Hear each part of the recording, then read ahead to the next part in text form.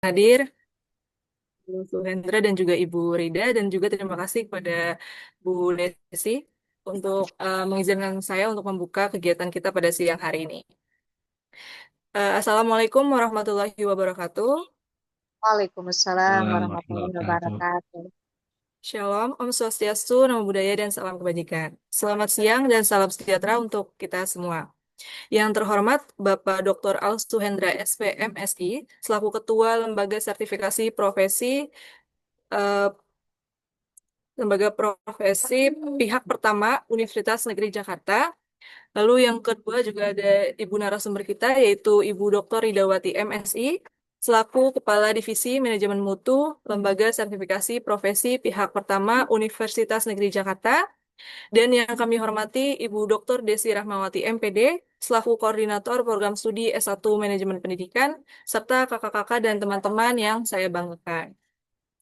Puji serta syukur kita panjatkan kehadirat Tuhan Yang Maha Esa karena atas berkat rahmat dan karunia-Nya kita bisa dapat berkumpul di dalam Zoom meeting siang ini untuk berdiskusi atau mendengarkan secara langsung mengenai sosialisasi kegiatan sertifikasi kompetensi skema pelaksanaan program pelatihan tatap muka di Lembaga Sertifikasi Profesi Pihak Pertama Universitas Negeri Jakarta. Baik, mungkin sebelum kita memulai kegiatan kita pada hari ini, alangkah baiknya kita membuka dengan membaca doa menurut agama dan kepercayaan masing-masing agar kegiatan kita hari ini berjalan dengan baik dan nanti manfaatnya dapat kita rasakan di sekarang maupun di masa yang mendatang. Berdoa menurut agama dan kepercayaan masing-masing, berdoa dimulai.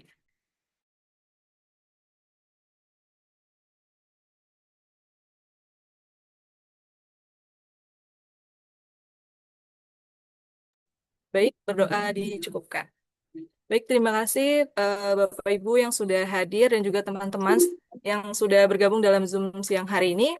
Baik Ibu, izin bertanya sebelum kita mulai eh, nantinya untuk sosialisasi, apakah ada yang ingin Ibu Desi sampaikan terlebih dahulu, Bu? Oh iya, baik. Baik. Terima kasih Karin. Bismillahirrahmanirrahim. Assalamualaikum warahmatullahi wabarakatuh. Terima Waalaikumsalam. kasih banyak kami sampaikan kepada Pak Al dan juga Bu Rida dari LSPP 1 yang sudah berkenan untuk memberikan sosialisasi. Kayaknya MP ini pertama ya, karena sebenarnya kalau ikuti jadwal itu di bulan Januari teman-teman sosialisasinya. Tapi demi memberikan apa ya persiapan yang lebih matang untuk teman-teman nantinya sebelum mengikuti ujian LSPP 1, maka Ibu mohon berkenan gitu ya kepada Pak Al dan Bu Rida untuk memberikan sosialisasi di awal dan alhamdulillah Pak Al dan Bu Rida berkenan untuk memberikan. Nah, izin Pak Al dan Bu Rida, mungkin ini pemantik dari hasil AMI kemarin ditanya gitu ya berapa banyak gitu ya yang sudah terus memiliki sertifikasi kompetensi. Oh ternyata itu dibutuhkan juga ya ketika AMI dan eh, saat ini sebenarnya kepentingannya kalau prodi AMI, kalau mahasiswa lebih kepada kompetensi yang ketika mereka miliki ini akan menjadi nilai tambah gitu ya dibandingkan dengan yang lainnya. Nah, tetapi manfaatnya, nilai tambahnya apa?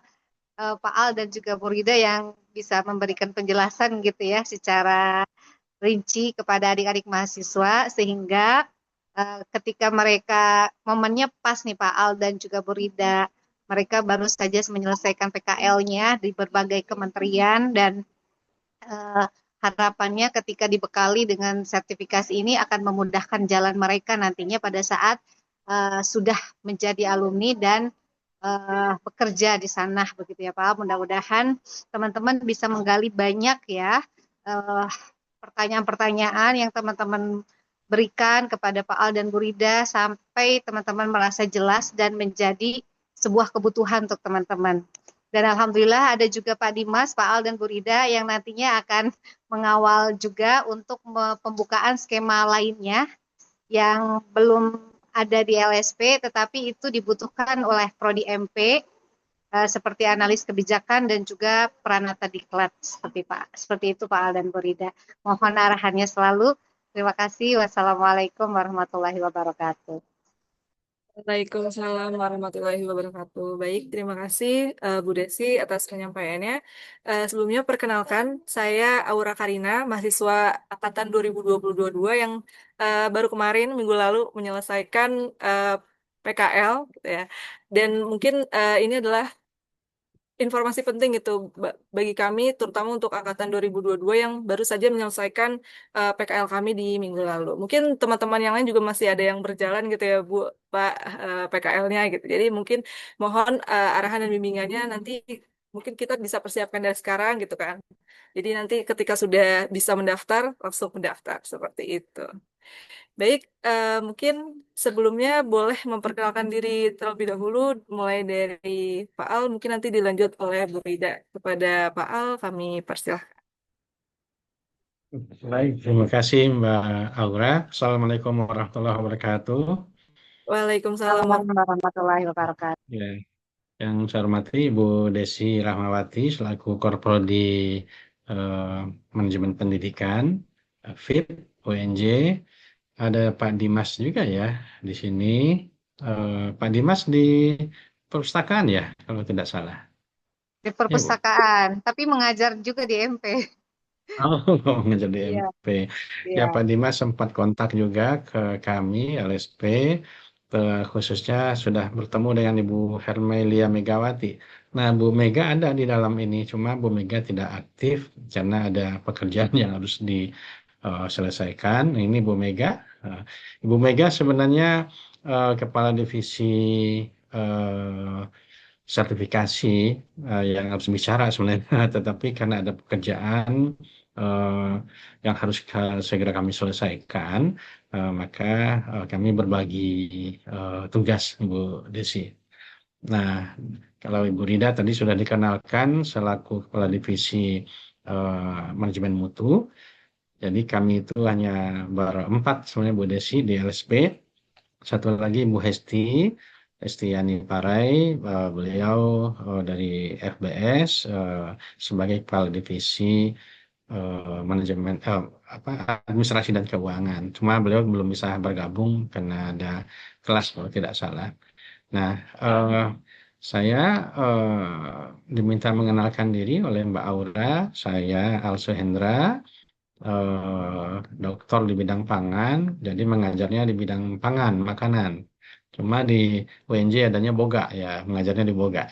Nah, cuma yang diajar itu adalah mata kuliah pendukung untuk kebogaan. Jadi jangan tanya masak ya, nggak bisa. Bisanya hanya makan. Nah, saya di Assalamualaikum. Al. Waalaikumsalam. Ada Bu Tika, sudah Hmm, WA-an berapa udah. kali ketemunya Iya. di sini. Assalamualaikum, Pak. Ya Allah, Ibu Rupanya. Siti. Ya Allah, mudah banget kelihatannya di sini. Bu Siti sehat. Alhamdulillah sehat. Mas Al gimana? Kapan guru besarnya? Di ininya udah nih Bu. Mohon maaf Bapak mengganggu ini udah kangen banget sama Mas Al udah lama nggak Ya, ketemu. Ya silakan sukses iya. lanjut Pak. Sehat ya Bu Siti ya. Nah, jadi saya dan Bu Rida khususnya diminta oleh Pak Rektor membangun kembali LSP UNJ yang tadinya bernama LSP Fakultas Teknik. Nah, ini mengenalkan diri sedikit nih ke Mbak Aura dan teman-teman mahasiswa. Jadi tahun 2013 itu Teknik mendirikan LSP Fakultas Teknik UNJ, kemudian habis masa berlaku lisensinya sampai 2016. Nah, di 2019 kami dipanggil Pak Rektor untuk membangkitkan kembali LSP FTUNJ lah, sekaligus diangkat menjadi LSP UNJ. Nah, Alhamdulillah tahun 2020 berdiri LSP UNJ. Nah, saya diminta menjadi ketua, kemudian Bu Rida waktu itu diangkat sebagai sekretaris. Eh, Kemudian habis masa berlaku jabatan itu 2024, eh, kami diangkat lagi periode kedua oleh Pak Rektor sampai 2029 nanti. Bu Rida pindah posisi sebagai Kepala Divisi Manajemen Mutu. Nah, itu singkatnya Mbak Aura terkait apa lagi? Pendidikan, saya S3 di bidang pangan, ya Bu Rida nanti kalau mengenalkan, kalau tidak Bu Rida tuh S3 pangan juga. Jadi kami sama-sama mengajar di Boga, cuma tadi mengajar mata kuliah supporting ya, untuk pendukung ke aspek kimia, mikrobiologi dari mahasiswa Boga. Jadi bukan mengajar bidang kebogaan ya. Itu eh, perkenalan singkatnya, Mbak Aura. Ada yang mau ditanyakan lagi? Alamat, saya tinggal di Bogor, Bu Rida tinggal di Durensawit, Bu Mega di Depok. Kalau Bu Mega dari psikologi, jadi dosen psikologi, eh, insya Allah akan segera doktor juga ini, tapi baru tahap rencana ya. Tapi jangan sekarang, nanti saya ditinggalin Bu Mega. Ya, begitu Mbak Aura. Oke, baik. Terima kasih Bapak. Salam kenal Bapak. Nah, jadi kan kita tahu ya teman-teman ternyata Pak Al Suhendra dari Fakultas Teknik gitu ya. Dan nggak disangka banget Iya. ternyata dari mengenai prodi pangan tadi atau tata boga di UNJ. Mungkin dari Bu Rida ada yang ingin disampaikan, Bu? Idem ya. Apalagi yang mau disampaikan, apalagi yang mau ditanya. Kalau ditanya ahlinya, keahlian Ibu makan. Ahli-ahli makan. Jadi ngajarnya di Fakultas Teknik, prodinya Pendidikan Tata Boga, khususnya ya, home base-nya di Pendidikan Tata Boga, tapi Ibu pegang MKU Bahasa Indonesia juga. Jadi ada kemungkinan ketemu dengan mahasiswa VIP ya, gitu. Ada lagi yang ditanyakan, tinggal di Jakarta, lahir besar di Jakarta, tua di Jakarta, khususnya di UNJ. Sudah hampir 30 tahun di UNJ. Ya, Wah, Masya jadi Allah. mungkin kalau dia dibandingkan dengan umur teman-teman semua belum sampai ya. Umur teman-teman Ibu sudah eh, 30 tahun mengajar. Jadi sudah lama sekali. Udah hafal lah seluk-beluknya UNJ gitu ya. Mungkin itu saja Mbak Ura. Kita langsung mungkin. Oke, Silakan. baik. Terima kasih, Ibu. Salam kenal, Ibu. Oke, baik.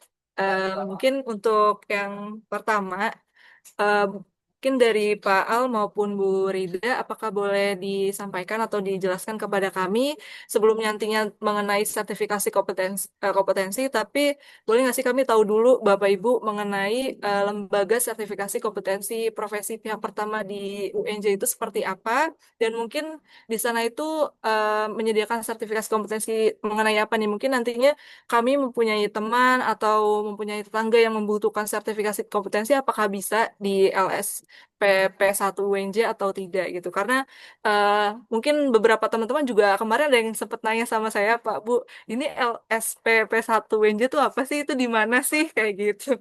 Mungkin dari Pak Al sama Bu Rida boleh memperkenalkan kepada kami terlebih dahulu gitu, Pak Bu, mengenai LSPP 1 UNJ ini apa dan seperti apa. Ya, terima kasih Mbak Aura.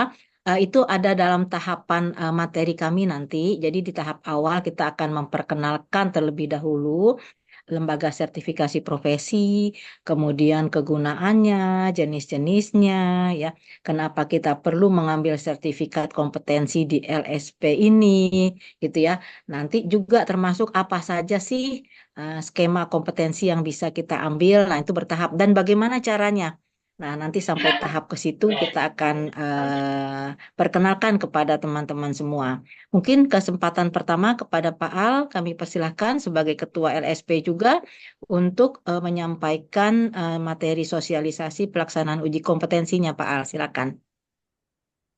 Baik, terima kasih Bu Rida, terima kasih Mbak Aura, eh, Bapak Ibu, teman-teman, mahasiswa.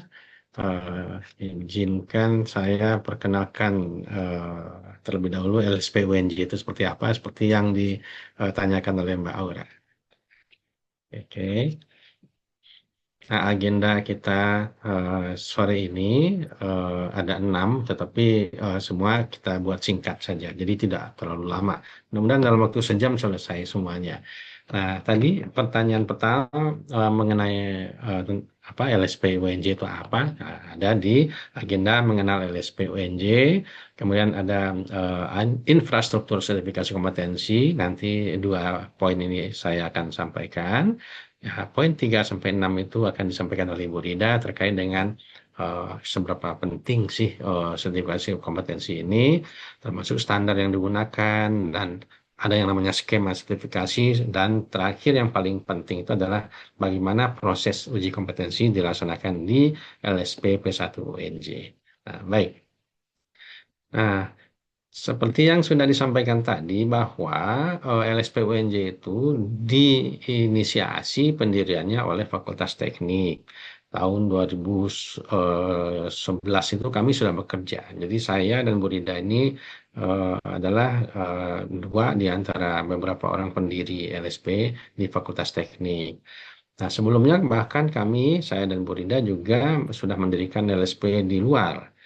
Nah, jadi pengalaman mendirikan LSP di luar itu kami bawa ke UNJ, kami sampaikan ke pimpinan, alhamdulillah direspon dengan baik. Nah, maka berdirilah LSP Fakultas Teknik. Jadi kenapa di Fakultas Teknik? Karena saat itu kebutuhan sertifikasi memang untuk mahasiswa teknik. Dan pimpinan pada waktu itu juga dengan cepat, pimpinan Fakultas Teknik dengan cepat menangkap peluang untuk pendirian ini. Nah, akhirnya berdirilah LSP yang mendapatkan pengakuan dari BNSP. Nah, BNSP itu apa? BNSP itu adalah Badan Nasional Sertifikasi Profesi, badan di bawah Presiden langsung yang bertanggung jawab terhadap sertifikasi kompetensi calon tenaga kerja dan tenaga kerja tentunya di Indonesia. Nah, cuma BNSP itu tidak punya tempat uji, media, alat uji yang menguji. Nah, maka BNSP kemudian memberikan lisensi kepada LSP. Jadi BNSP membentuk atau membuat aturan, silakan dirikan LSP, nanti LSP-nya itu akan diberi izin oleh BNSP untuk mengadakan uji kompetensi. Nah, izin itu berupa sertifikat lisensi. Nah, alhamdulillah keluarlah sertifikat lisensi itu pada tahun 2013 dengan nomor 109. Itu menunjukkan urutan pendirian LSP di Indonesia. Nah, kalau sekarang adik-adik semua mencoba membuka website BNSP, maka sudah ada 2000-an LSP. Mungkin ada sekitar 2.400 LSP di Indonesia. Nah, kalau dilihat nomor urutnya ini, maka LSP UNJ itu adalah LSP yang termasuk paling tua di Indonesia. Nah, lisensi habis tahun 2016, lalu kami perpanjang sertifikatnya itu menjadi LSP UNJ.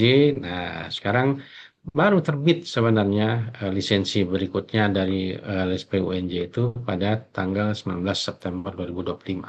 Jadi setelah 2016 habis, maka kita dapat lagi sertifikat kompetensi 2020.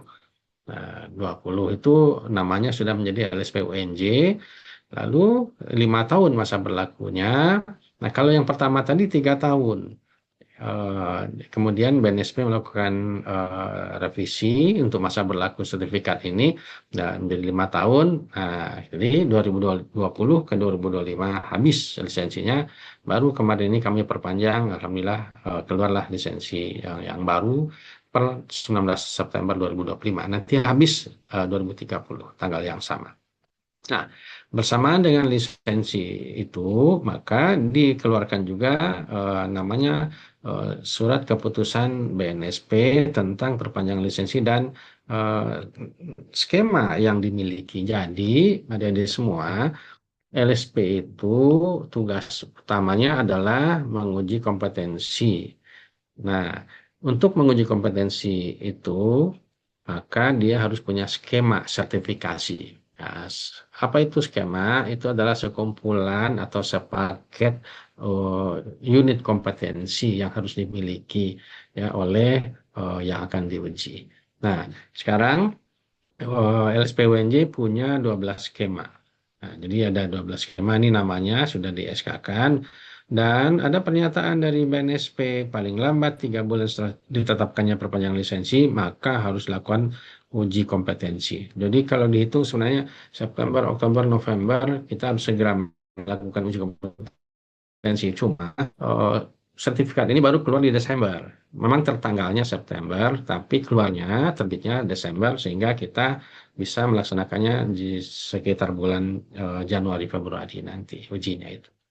Nah, eh, LSP P1UNJ itu ada di bawah rektor sebenarnya melalui WR1. Jadi saya sebagai ketua bertanggung jawab kepada Pak Rektor langsung. Nah, tetapi melalui WR1. Nah, para pimpinan kita itu disebut sebagai Dewan Pengarah. Nah, kami disebut sebagai Dewan Pelaksana. Nah, di bawah Dewan Pelaksana itu nanti ada namanya asesor kompetensi.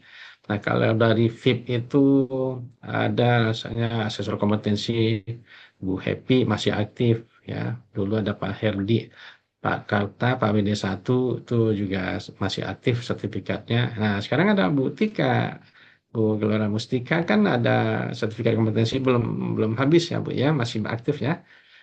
Ah, betul. Tahun ini bukan Pak habis? Iya Bu ya. Iya. Iya barengan sama Pak Kalau Karta lah mudah Pak pokoknya. Heeh. sama Pak Karta ya. Gitu. Ada satu lagi Bu siapa? Nama dengan Pak Karta itu saya lupa. Berarti ada dua waktu itu. Bu Happy, Pak Karta, saya. Siapa lagi ya Pak? Ada satu lagi dari luar sekolah juga kalau tidak salah. Ya. Ya, nah itu mudah-mudahan nanti dengan perkembangan skema yang ada maka asesor kompetensi dari VIP itu akan semakin banyak. Nah, kita harapkan termasuk tentu Bu Desi yang kita harapkan dari asesor juga. Kemudian Ya, ada tempat uji kompetensi, ya, ada tempat uji kompetensi. Nah ini biasanya adalah laboratorium. Kalau itu misalnya membutuhkan alat, ya, misalnya di mesin, ya di boga atau di rias. Nah kalau tidak membutuhkan alat, maka kita menggunakan tempat uji itu ruang kelas saja untuk tempat wawancaranya. Nah, jadi ini anggota Dewan Pengarah, ada ketua dan anggotanya. Nah, kemudian, nah Dewan Pelaksana itu saya ketuanya, kemudian ada ketua komite skema, ini adalah wakil dekan satu Fakultas Teknik. Kenapa Fakultas Teknik? Karena skema yang ada sekarang masih banyak dari Fakultas Teknik. Jadi kita perlu koordinasi yang lebih intens dengan eh, ketua komite skema ini. Nah, tadi saya sampaikan ada Ibu Mega, Ibu Rida, dan Ibu Hesti sebagai tim dari LSP P1UNJ. Nah, satu lagi tenaga supporting kita adalah Ibu Siti Samsiah. Ini satu-satunya tenaga administrasi. Nah, kalau skemanya sudah banyak, rasanya tidak sanggup lagi Bu Siti melayani. Jadi Bu Siti itu dari mulai surat menyurat sampai nanti minta sertifikat ke BNSP itu beliau yang menangani. Ini luar biasa beban kerjanya. Nanti juga termasuk melayani konsumsi dan segala macam. Jadi siap sedia terus Bu Siti. Nanti kalau mahasiswa ikut uji kompetensi, maka akan lebih banyak kontak dengan Bu Siti. Nah, ini anggota-anggotanya, sekretariatnya di Gedung Sergur atau Ki Hajar Dewantara, lantai 5. Jadi tadi ada Bu Rida, Bu Mega, nah ini Bu Hesti, dan Bu Siti. Oke, nah ini sore ini atau siang ini sesuai dengan tujuan kegiatan, pertama adalah mengenalkan LSP kepada mahasiswa. Nah, LSP kita namanya LSP P1UNJ atau LSP pihak pertama. Nanti akan saya jelaskan sedikit. Kok ada pihak namanya ya? Ada pihak kedua juga, pihak ketiga juga. Kemudian nanti akan kita lihat apa saja yang dibutuhkan untuk pelaksanaan uji kompetensi, kemudian bagaimana sistem sertifikasinya itu, termasuk juga nanti standar kompetensi dan skema apa yang dimiliki oleh LSP UNJ, dan terakhir bagaimana alur proses ujinya. Nah, kita lihat sekarang infrastrukturnya. Jadi tadi BNSP itu adalah induk dari LSP P1UNJ. Nah, ini unik karena LSP itu dibentuk oleh UNJ, tapi induknya kok ada BNSP juga. Nah, begitulah LSP itu khususnya namanya P1 itu punya dua induk. Satu, induknya adalah UNJ, yang kedua induknya BNSP. Jadi kami bertanggung jawab kepada dua induk ini. Laporan pun disampaikan kepada kedua induk ini. Nah, BNSP tadi bertugas atau bertanggung jawab menguji kompetensi tenaga kerja dan calon tenaga kerja. Nah, maka mahasiswa yang lulus itu baru calon tenaga kerja. Jadi diperkenankan oleh BNSP untuk diuji kompetensinya. Nah, maka dibentuklah LSP untuk melaksanakan uji kompetensi itu sebagai perpanjangan tangan dari BNSP dengan catatan atau dengan syarat LSP itu sudah memiliki lisensi yang dikeluarkan oleh BNSP. Nah, proses mendapatkan lisensi itu panjang. Jadi kami harus menyiapkan dokumen, menyiapkan alat uji, materi uji, tempat uji, asesor, sampai praktek mengujinya itu dipantau atau dilihat langsung oleh BNSP. Nah, sehingga akhirnya nanti dinyatakan layak menjadi sebuah LSP yang resmi atau legal atau mendapatkan lisensi. Nah, kemudian kita juga nanti akan lihat ada standar untuk menguji kompetensi itu. Jadi bukan kurikulum yang digunakan standarnya, tetapi namanya standar kompetensi. Ada yang namanya standar kompetensi kerja nasional Indonesia. Ini yang sebagian besar digunakan oleh LSP di Indonesia, termasuk UNJ. Ada yang namanya standar kerja kompetensi kerja khusus dan ada yang internasional.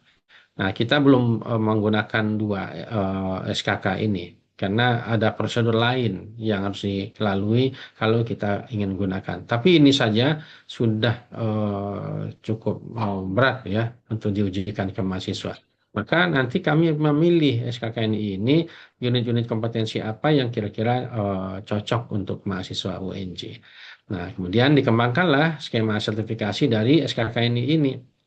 Nanti kita lihat apa saja skema yang ada.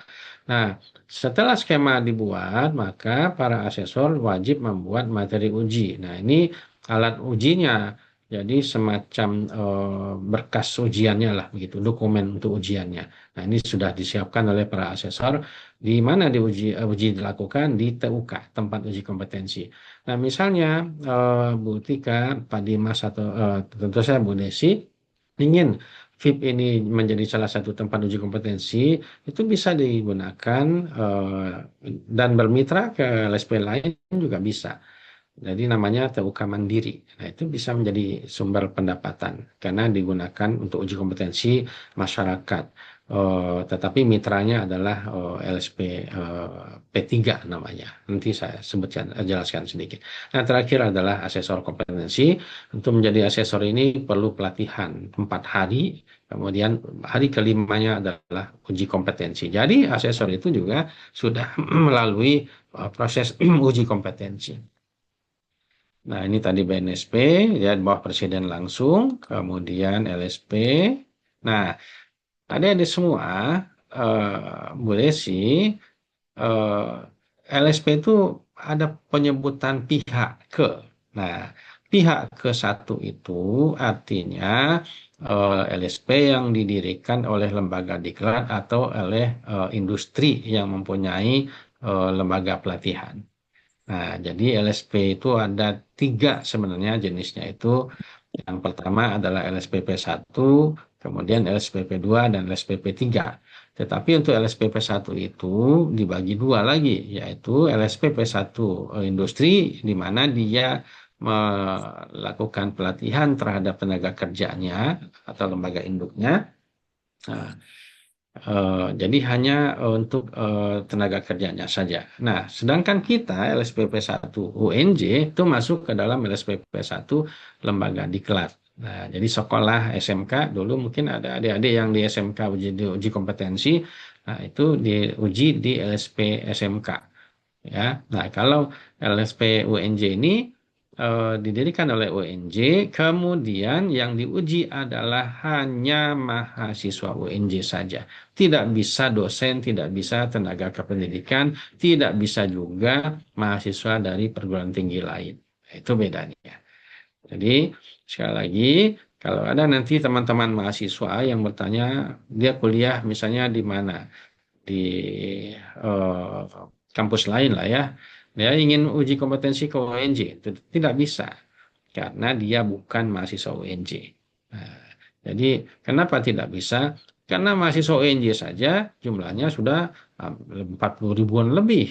Jadi sudah sangat banyak. Maka tidak diperkenankan lagi menguji mahasiswa lain. Atau masyarakat umum juga tidak bisa. Nah, itulah bedanya ya dengan LSP yang lain nanti. Jadi siapa yang mendirikan adalah lembaga pendidikan dan yang diuji adalah peserta didiknya. Nah, kemudian eh, ada lagi LSP pihak kedua. Nah, LSP pihak kedua itu didirikan oleh industri yang nanti menguji sumber daya lembaga induknya dan jejaringnya. Nah, jejaring itu maksudnya induk ini punya mitra-mitra-mitra. Nah, ini paling gampangnya itu kita ambil saja contoh industri. Ya, ada industri yang memproduksi apa mobil misalnya apa eh, katakanlah Toyota gitu ya. Nah, Toyota itu dipasok bannya oleh apa merek tertentu gitu kan. Nah, dipasok karoserinya, dipasok alat kelistrikannya. Nah, pemasok-pemasok itu punya tenaga kerja. Lalu Toyota itu punya LSP. Maka LSP Toyota itu menguji kompetensi para sumber daya para pemasoknya itu. Ya, itu namanya pihak kedua. Nah, yang pihak ketiga ini adalah LSP yang didirikan oleh asosiasi profesi atau industri dan boleh menguji siapa saja. Jadi lebih leluasa pihak ketiga itu. Misalnya mahasiswa, saya ingin uji kompetensi untuk apa? Menjadi seorang, eh, misalnya bisa masak. Misalnya ya bisa masak. Bisa boleh nggak kita ambil skema di UNJ? Saya orang apa mahasiswa MP, tapi saya bisa masak. Boleh nggak? Ada katakanlah di UNJ ada skema untuk masak sebagai seorang cook misalnya. Nah, maka mahasiswa MP tidak boleh uji kompetensi di LSP UNJ. Kenapa? Karena ada syarat untuk skema cook itu. Hanya boleh diikuti oleh mahasiswa boga misalnya. Nah, kalau begitu, kalau saya mau mendapatkan sertifikat kompetensi kemana? Ya, ke pihak ketiga ini. Ada LSP Jasa Boga namanya. Kita bisa datang ke situ. Nah, tunjukkanlah keahlian kita sebagai seorang ahli masak gitu. Cook misalnya. Nah, jadi mahasiswa MP boleh ke LSP UNJ kalau skemanya skema yang untuk mahasiswa MP saja, ya tidak bisa lintas skema karena ada persyaratannya. Nanti ditunjukkan oleh Bu Rida nanti contoh skemanya itu. Nah, ini tempat uji kompetensi tadi. Nah, kemudian proses sertifikasi kompetensi itu seperti apa? Nah, nanti Bu Rida yang akan menjelaskan. Tapi intinya adalah sertifikasi kompetensi itu proses untuk mendapatkan pengakuan terhadap produk, proses, keterangan, kepemilikan barang atau orang. Itu sertifikasi. Tapi kalau sertifikasi kompetensi apa? Nah, nanti Bu Rida yang menjelaskan semua ini. Nah, itu dulu mungkin yang bisa saya sampaikan sebagai pengantar selaku Ketua LSP. Setelah itu teknisnya nanti Bu Rida yang menyampaikan. Saya kira itu Mbak Aura. Halo, Mbak Aura, masih bergabungkah? Iya, Pak. Nah, jadi pengantar dari saya itu tentang LSP UNJ. Pertanyaannya, apakah mahasiswa luar boleh mengikuti sertifikasi di UNJ? Tidak boleh. Yang boleh diuji hanya mahasiswa UNJ saja. Dosen bagaimana? Tidak boleh. Tenaga kependidikan bagaimana? Tidak boleh. Lalu skemanya apa saja? Nah, nanti dijelaskan oleh Bu Rida. Jadi ini paruh kedua ini Bu Rida yang menjelaskan. Gitu, Mbak Aura ya. Kita lanjut saja ke Bu Rida. Baru kita diskusi terakhir nanti ya.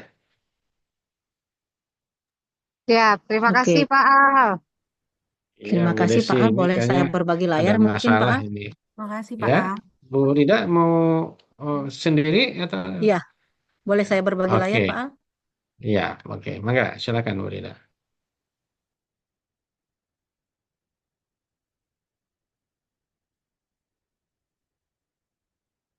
Ya, ya, Ibu lanjutkan ya. Tadi kita sudah sampai materi sertifikasi ya.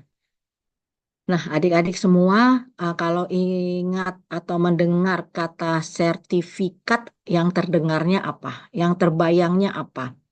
Legal ya. Oh, saya sudah punya sertifikat nih. Saya sudah punya sertifikat pelatihan. Oh, resmi adik-adik dapat pelatihan. Oh, tapi sertifikat itu harganya beda-beda.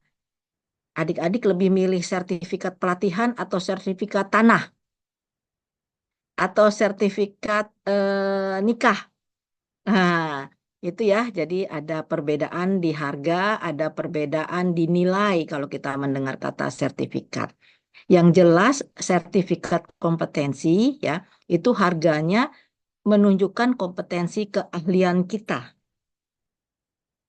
Oh, eh, kita memiliki sertifikat kompetensi sebagai seorang manajer. Wah, berarti kompetensi keahlian kita adalah manajer, ya. Diakui oleh yang memberikan sertifikat. Siapa saja nanti kita lihat, ya.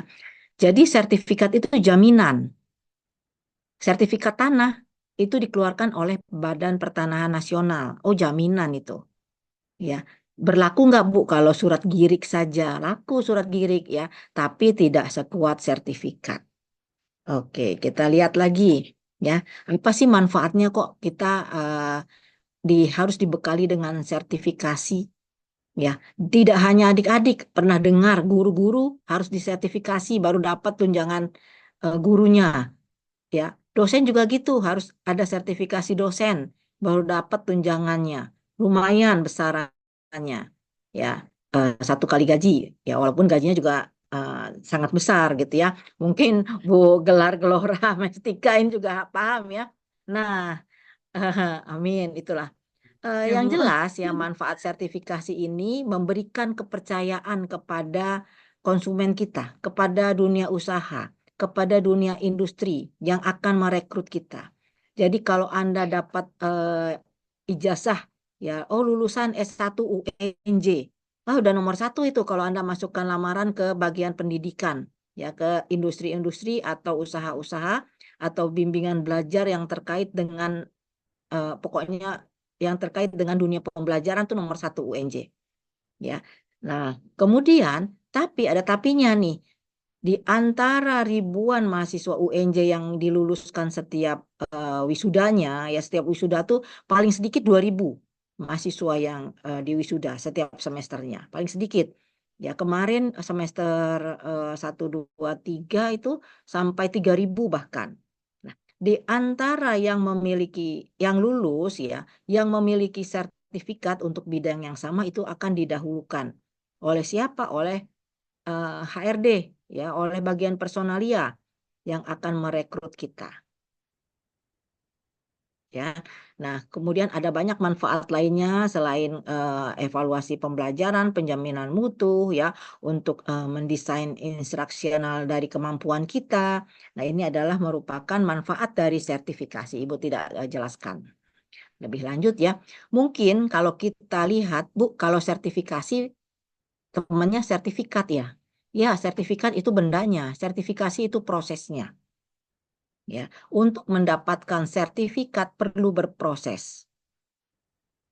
Nah, untuk mendapatkan sertifikat kompetensi ada proses yang harus dilakukan oleh mahasiswa. Nah, sertifikat kompetensi yang diberikan oleh Lembaga Sertifikasi Profesi UNJ itu khusus tadi seperti disebutkan oleh Pak Al, khusus untuk mahasiswa UNJ. Ya, semua yang terdaftar sebagai mahasiswa UNJ berhak dan bisa mengambil sertifikat kompetensi. Bu, kalau sudah alumni bagaimana, Bu? Kalau sudah alumni itu udah bukan mahasiswa lagi. Sudah tidak ada NIM-nya lagi di Siakat. Maka harus berpindah ke LSPP 3 yang dikelola oleh asosiasinya. Ya. Nah, tadi ya selain sertifikat tanah, ya contoh lainnya adalah sertifikat halal. Itu berproses juga. Nggak langsung dapat logo halal, tidak. Ya. Nah, sertifikat nikah juga ada ya, akta nikah. Nah, itu juga berproses, nggak langsung dapat tentunya. Oke, kita lihat lagi ya. Nah, ini adalah sertifikat kompetensi agak berbeda dengan sertifikat halal, berbeda dengan sertifikat tanah yang dikeluarkan oleh BPN, berbeda dengan sertifikat atau akta nikah yang dikeluarkan oleh KUA. Maka sertifikat kompetensi ya yang nasional sekarang itu ada logo Garuda, ada gambarnya seperti ini. Nah, ini blankonya ya tidak bisa kita cetak sendiri ya, dicetak oleh Badan Nasional Sertifikasi Profesi. Nah, adik-adik bisa melihat di sini ya. Kok sebentar ya. Di sini ya ada logo Garudanya ya, logo Garuda bisa terlihat. Nah, ada logo Garuda yang menggambarkan apa logo Garuda itu? Logo Garuda di bagian atas ya. Nah, ini logo Garuda di bagian atas ini ya menggambarkan sertifikat tersebut berlaku nasional. Oke. Nah, Bu, bagaimana Bu untuk unit-unit nanti yang berlakunya ASEAN ya? Ada tambahan logo-logo lainnya, tapi yang UNJ belum ya. Kita masih logonya nasional. Kemudian di sini ada barcode-nya. Nah, barcode ini yang menggambarkan sertifikat ini terdaftar secara nasional di Badan Nasional Sertifikasi Profesi. Nah, ya, jadi ini tidak bisa dicetak sendiri. Kemudian nanti ada nomor-nomor di sini ya. Ini kita lihat berikutnya. Nah, ini contohnya ya, contoh sertifikat yang sudah ada nomornya kurang besar. Di bagian belakang sertifikat ini digambarkan unit-unit apa saja. Ya. Nah, tadi gambaran Ibu ya. Ini gambarnya bukan di sini. Kita di Gedung Ki Hajar. Ini masih gedung yang lama. Ini apa udah Ki Hajar ini. UTC ini ya. Nanti gedungnya ada di Gedung Ki Hajar Dewantara. Kalau Anda teman-teman masuk dari Jalan Pemuda, lurus aja sebelah kanan Hotel Naraya ini ya, di belakangnya Hotel Naraya lurus aja sebelum sekolah dasar itu ada Gedung Ki Hajar Dewantara. Nah, kantor kita ada di lantai 5. Nah, Bu, LSP mengeluarkan sertifikat bisa dong Bu kalau misalnya kita sudah PKM langsung keluar sertifikatnya? Tidak. Ya, sertifikat ini tadi seperti Ibu sebutkan itu berproses untuk mendapatkannya. Ya, dan lembaga sertifikasi kita di bidang manajemen itu diakui oleh BNSP. Jadi LSPP1 itu menginduk ke BNSP dan ke rektorat, ke UNJ, ya ke pimpinan tertinggi UNJ rektorat. Nah, bagaimana Bu caranya kita ke BNSP? Adik-adik nggak perlu ke BNSP, ya, karena kita sudah mengikuti peraturan yang ditetapkan dikeluarkan oleh BNSP, ya, harus mengikuti standar kompetensi kerja nasional Indonesia, ya, ada juga standar kompetensi khusus. Nah, ini atau mengikuti peta okupasi nasional. Nah, ini sudah kita rapatkan ya bersama dengan teman-teman ya asesor yang ada di dalam lingkup lembaga sertifikasi profesi UNJ. Ya. Nah, kita lihat lagi. Nah, seperti ini ya contoh sertifikatnya ya. Jadi ini nggak bisa dipalsukan, nggak bisa diganti. Kalau diganti, di scan ini ketahuan, nomor sertifikat ini ketahuan ya. Kemudian nomor di sini ya ada kompetensi bidang apanya, ketahuan ya ada menunjukkan tahunnya ya. Kemudian nama Anda di sini jelas ya. Nah, kemudian ditandatangani oleh Ketua LSP dan berlaku selama 3 tahun. Di bagian belakang sertifikat baru ada unit-unit apa yang diambil. Anda menguasai di bidang apa saja, dirinci di sini. Dalam bahasa Indonesia dan dalam bahasa Inggris. Serta ada foto ya dan yang di stempel ya, dicap oleh LSP, ini nggak bisa diganti juga fotonya. Ya, oleh karena itu nanti fotonya ini harus foto resmi. Ya, nggak boleh foto selfie. Oke. Kemudian ditandatangani oleh manajer sertifikasi UNJ, LSP UNJ ya. Nah, ini untuk teknik ya, Ibu tidak berbicara di sini ya. Kita langsung saja ke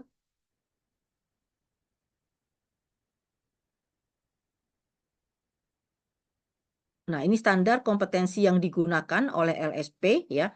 Khususnya adalah standar kompetensi kerja nasional. Apa itu standar kompetensi kerja nasional? Jadi SKKNI ini disusun oleh praktisi-praktisi, akademisi ya yang memiliki kemampuan di bidang yang sama berkumpul menjadi satu ya melakukan konsensus untuk mengeluarkan SKKNI. Sebelum jadi SKKNI dia ada R-nya dulu, rancangan standar kompetensi kerja nasional Indonesia. Nah, setelah diuji coba dan disahkan barulah dia menjadi SKKNI. Nah, di dalam SKKNI itu ada apa saja? Nah, secara umum ini Ibu ambilkan contoh ya, SKKNI nomor 3 tahun 2016 ya di sini. Di dalamnya ada kode unit, ada judul unit. Apa itu judul unit? Kata kerja. Ya, awalnya kata kerja misalnya melakukan pengajaran tatap muka di kelas, gitu ya. Nah, kemudian ada deskripsi atau penjelasannya. Nah, Anda mungkin kenal ini sebagai RPP kalau di kita, ya, sebagai silabus atau sebagai model. Oke. Nah, ini ada di dalam SKKNI, kemudian ada nah, berbedanya ya. Kalau di kita sebutnya mungkin indikator instruksional khusus gitu ya, indikator apa nama pembelajaran ya. Nah, kemudian ada batasan variabel. Nah, ini untuk menjelaskan konsep yang bervariasi ditambah pengetahuan atau keterampilan apa yang dibutuhkan pada setiap unit tersebut. Oke, contohnya seperti ini apabila diturunkan dalam bentuk bagan ya. Setiap jabatan pekerjaan ada unit kompetensinya. Setiap unit kompetensi ada elemennya.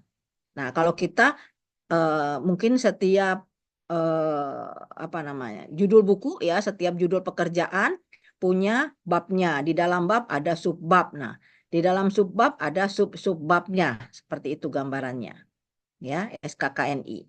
Nah, kemudian seperti apa isinya SKKNI itu? Nah, ini Ibu ambilkan contoh ya. Skema sertifikasi kompetensi yang terkait dengan kita ya, khususnya karena ini manajemen pendidikan. Nanti kita lihat ya, Ibu sudah lihat secara umum ternyata manajemen pendidikan itu banyak juga materi-materi pembelajarannya. Di antara skema kita sudah punya 12 skema. Mungkin adik-adik nanti bisa menyampaikan kepada teman-temannya, oh perlu loh ikut loh sosialisasi supaya lebih jelas ya. Karena ini akan diterangkan secara rinci ya untuk setiap skema yang mungkin diambil ya. Nah, untuk adik-adik dari manajemen pendidikan, nah di sini ya kita punya 12 skema secara umum dulu Ibu sebutkan. Yang pertama adalah pelaksanaan program pelatihan tatap muka. Ya, atau di sini kita sebutnya nanti dengan skema bidang pembelajaran ya, atau sebagai di tempat lain namanya ada yang sebagai trainer, ada yang namanya sebagai instruktur ya. Nah, di kita di LSPP 1 UNJ namanya pelaksanaan program pelatihan tatap muka. Ya, ini mengacu dia berbentuk klaster karena hanya sebagian saja skema yang diambil hanya 7 unit. Ya, skemanya semuanya banyak ada puluhan. Gitu ya. Nah, kita mengacu pada SKKNI nomor 333 tahun 2020. Nah, adik-adik boleh Google juga. Apa sih kalau penasaran apa sih SKKNI nomor 333 tahun 2020 tersebut? Ya, ini dapat diambil oleh seluruh prodi kependidikan di UNJ. Nah, manajemen pendidikan, berarti pendidikan kan, nah, boleh ngambil.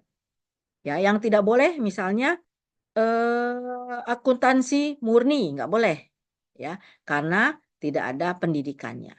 Ya, kalau masih gelarnya SPD, masih ada kependidikannya bisa mengambil skema klaster pelaksanaan program pelatihan tatap muka. Ya. Skema yang kedua ya ini untuk mobil ya teknisi senior, yang ketiga juga teknisi senior beda bidangnya. Yang kedua ini sasis and suspensi ini untuk apa namanya terkait dengan mobil lah pokoknya ya. Yang ketiga automotive electrical. Nah, Bu, nanti yang menguji siapa, Bu? Yang menguji tentunya ya adalah asesor-asesor yang memiliki kompetensi di bidangnya. Jangan Ibu disuruh menguji sasis gitu ya. Ya, ntar mobil orang olengnya ke kiri terus gitu ya, nggak di tengah, nggak lurus ke depan ya. Nah, yang keempat ada inspektor keamanan pangan. Ya, ini Ibu bidangnya ini ya. Nah, kasus-kasus keracunan makanan, ya, kemudian bagaimana cara menguji makanan di sini diujikan, ya. Nah, yang nomor 4 ini khusus untuk mahasiswa boga dan pangan, ya. Nomor 5 ini pastry and bakery khusus mahasiswa terkait dengan masak-masak roti dan kue, ya. Nah, kemudian yang nomor 6 ini mahasiswa bidang skemanya manajer perancangan instalasi pemanfaatan tegangan rendah. Tentu kalau tegangan rendah ini ke elektro, ya, elektro. Kemudian yang ketujuh skema petugas keselamatan dan kesehatan kerja. Ini diambil oleh rumpun teknik dan MIPA. Jadi MIPA juga ada ambil K3 bisa. Ya. Nah, ini udah mulai banyak skema kita yang kita baru dapat lisensi perpanjangan sampai tahun 2030 ada 12 skema, ya. Kemudian pelaksanaan layanan tata hidang, ya. Ini ada di rumpun boga dan rumpun PKK juga ada, ya, mengambil pelaksanaan layanan tata hidang. Kemudian yang ke-9 ini skema usaha perjalanan wisata. Nah, ini apabila Anda ingin menjadi seorang tour leader, ya, bisa mengambil skema ini. Yang ke-10 produksi konten kehumasan digital, ini untuk humas UNJ, ya, dan ilmu komunikasi. Kemudian yang terakhir ini perawatan kulit dan rambut. Nah, itu adalah skema kita ada 12 yang bisa diambil. Nah, Ibu akan lebih detailkan di skema pendidikan, ya. Kenapa skema pendidikan? Karena kita mahasiswa manajemen pendidikan, ya. Nah, ini cuplikan SKKNI-nya seperti ini. Nah, untuk skema ini ya, ada 7 unit yang diujikan. Nah, adik-adik lihat di sini, ya. Asia, jadi uji kompetensi ya. Karena akan diminta mengisi permohonan terlebih dahulu, memohon untuk SP. Nah, setelah mengisi surat permohonan, adik akan juga untuk mengisi asesmen mandiri, menilai diri sendiri, ya. Kita sebagai seorang instruktur, ya, itu harus bisa menilai diri sendiri. Nah, untuk menilai diri sendiri apa yang dinilai? Nah, unit 1 menyusun program pelatihan kerja. Unit 2 merencanakan penyajian materi pelatihan kerja. Unit 3 merancang media pembelajaran. Siapa yang belum bisa? Ya, pasti udah bisa semuanya. Nanti dilihat lagi, ya. Yang keempat, nah ini harus dipraktekkan ini, melaksanakan pelatihan tatap muka. Nah, di sini pentingnya adik-adik harus sudah mengikuti kegiatan pembinaan keterampilan mengajar. Ya, sudah mengikuti praktek keterampilan mengajar. Nama mata kuliahnya mungkin berbeda-beda di setiap program studi. Yang penting ini adalah sebagai instruktur tatap muka di depan kelas. Nah, syaratnya ini harus ada muridnya, ya. Kemudian yang kelima, mengelola bahan pelatihan kerja. Jadi untuk melakukan pelatihan kerja itu bahannya apa yang dibutuhkan? Misalnya untuk melatih, kemarin ada mahasiswa dari seni tari. Bu, saya pendidikan seni tari, mau melatih materi tari selendang gitu ya, tari selendang. Ya butuh bahan-bahan diantaranya adalah selendang, bawa selendangnya. Ya, kalau tidak muridnya suruh bawa-bawa selendang, gitu ya. Karena ada selendang, nggak mungkin menari tanpa selendang kalau tarinya tari selendang misalnya. Ya, itu disiapkan oleh siapa? Disiapkan oleh instruktur, ya, instruktur sebagai pengelola. Karena apa? Di sini ada kemampuan Anda mengelola media, ya, mengelola bahan, mengelola peralatan, ya. Jadi kemampuan kita sebagai perencana, sebagai pelaksana atau instrukturnya, dan sebagai pengelola, ya, itu yang akan diujikan di skema ini. Ya, skema pelaksanaan program pelatihan tatap muka. Nah, kita lihat lagi. Ibu ambil satu contoh saja, ya. Yang skema nomor berapa tadi ini? Nomor 4. Nomor 4, melaksanakan pelatihan tatap muka atau face to face. Oke. Apa deskripsinya? Berhubungan dengan pengetahuan, keterampilan, dan sikap kerja yang dibutuhkan dalam menyajikan dan melaksanakan pelatihan. Jadi, semuanya, aspek pengetahuan, kita harus tahu. Materi yang kita sampaikan ya materi kita. Jangan Anda misalnya materi manajemen pendidikan, Anda menyampaikan materinya misalnya materi ekonomi bisnis, bingung. Ya, karena kita tidak menguasai pengetahuan mengenai ekonomi. Ya, termasuk keterampilan dan sikap kerja. Seperti apa menjadi seorang instruktur? Boleh tidak menjadi seorang instruktur Anda menggunakan bajunya baju kaos oblong atau tank top? Ada yang jawab, boleh tidak? Eh, nggak boleh, Bu. Siapa bilang? Kalau Anda seorang instruktur di kolam renang, jangan pakai kebaya, gitu ya. Jadi harus disesuaikan dengan materi yang akan diberikan. Ya, ada karena mahasiswa sebagai instruktur dia bidang olahraga, tentu dia harus menggunakan kaos olahraga ketika dia menjadi instruktur. Tapi ketika dia menjadi pengelola, dia menggunakan kemeja resmi. Jadi istilahnya di dalam uji kompetensi ini kita seperti bermain peran, seperti sandiwara. Sebagai apa kita?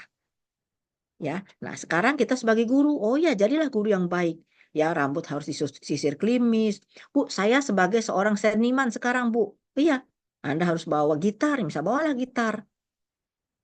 Ya, nah itu kita harus bermain peran di situ. Nah kemudian ya di dalamnya ada kode unit. Nah kode unit ini biasanya ada angka ya yang menunjukkan golongan, subgolongan. Nah ini nanti kita lihat di SKKNI-nya ya. Ini kode unitnya di sini nih angka ya di SKKNI yang ditampilkan ya. N ini nomornya ya menunjukkan SKKNI apa. Kemudian judul unitnya, nih judulnya di bawah ini, kemudian deskripsinya ini, ya. Nah, setelah itu di dalam satu unit tadi ya masih tatap muka nih, masih kita sebagai instruktur. Apa yang ditampilkan di SKKNI-nya ada yang namanya elemen kompetensi, ya. Berisi langkah-langkah kegiatan yang harus dilakukan dalam melaksanakan unit tersebut. Nah, ini elemen kompetensi yang sebelah kiri, kolom kanan adalah kriteria unjuk kerja atau indikatornya.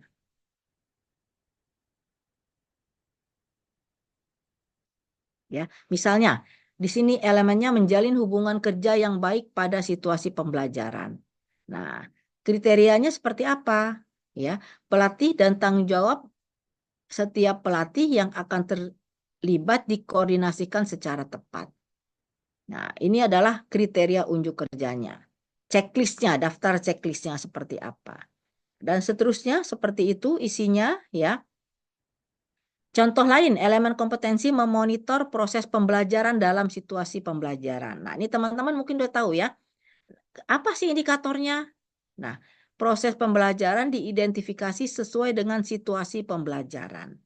Jadi kalau misalnya kita sedang menerapkan metode ceramah, dengerin tidak pesertanya. Atau kita sedang tiktokan, tanya jawab. Ya, ada tidak responnya. Nah, seperti itu. Ya, bisa dipahami. Nah, kemudian ada yang namanya batasan variabel, ini konteks khusus ya, dengan lingkungan yang diacu. Misalnya, ya, batasan variabel ini berisi peralatan, alat bantu untuk melatih.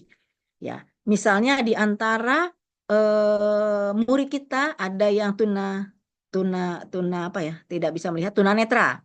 Ya, berarti adakah buku braille, apa namanya, buku yang bertuliskan menggunakan huruf braille ya, atau alat peraga.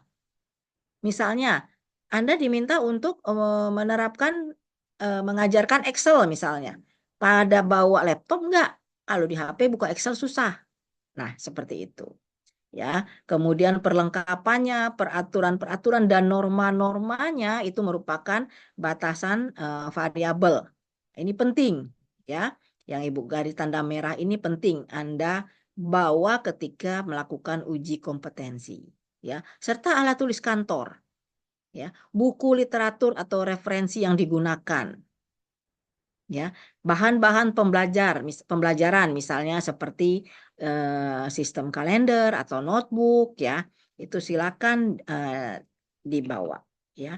Nah, kemudian di dalam SKKNI juga ada panduan penilaian.